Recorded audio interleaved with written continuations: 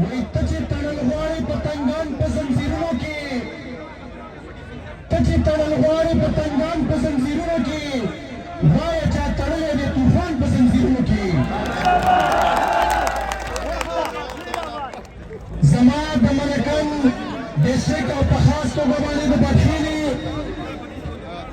او د تانې چې دا دلته کې کوم سمندر راغلی دی دومره خو بلاوالله په انټرنیشنل لیول خلک ته راځي کوم خلک چې په ملکن کې راغونډ شوی ځوانانو ګوره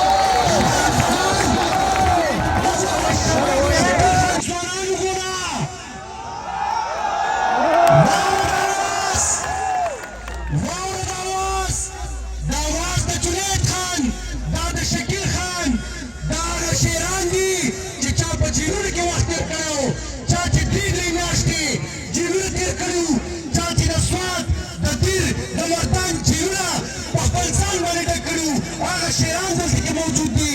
نو موږ چې بلنه واغسته بلنه جنډه واخلئ ځان یې په کورونو ولګوئ. دغه ډولفین راغلی دی، دغه فیش راغلی دی، دغه ریګټ راغلی دی، دغه شکیل خلک جنید خان راغلی دی. موږ به دا دواړه او لاندې په تاثیر کې به پیر مصور سپورټ کوو راولوئ او انشاءالله چې دا درې سیټونه موږ وګټو. په سوات کې موږ سیټونه وګټو، په دیر کې موږ وګټو، په خیبر پښتونخوا کې وګټو. نو موږ به خپل حکومت جوړ کړو. چې حکومت جوړ کړو وزیر اعلی به څوک راځي؟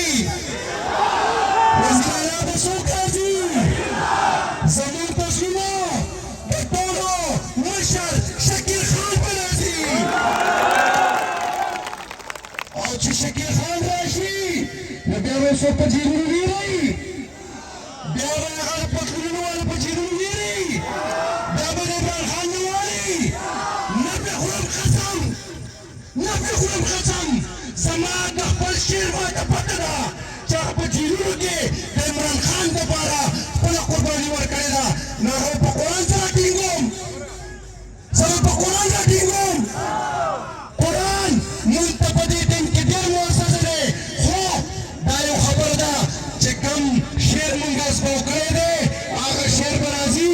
دغه عمران خان به د جیل نه راوباسي او دغه شعر چې کله د جیل نه راووتو نو بیا دغه پتلونو والا ته زه وایم د ځان خیر غواړئ، د ځان خیر غواړئ.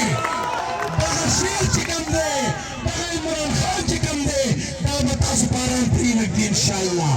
وګرځي نو کور په کور به څوک ګرځي؟ څوک به ګرځي؟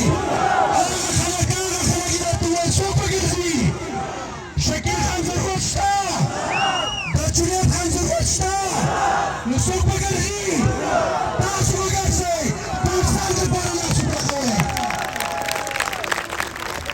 د پښتو یو شعر دی او دا شکیل خان چې کله په جیل کې نو زه به یې بار بار ویم وی مغول خو نه یم چې زخم ته به جاړم، مغول خو نه یم چې زخم ته به جاړم.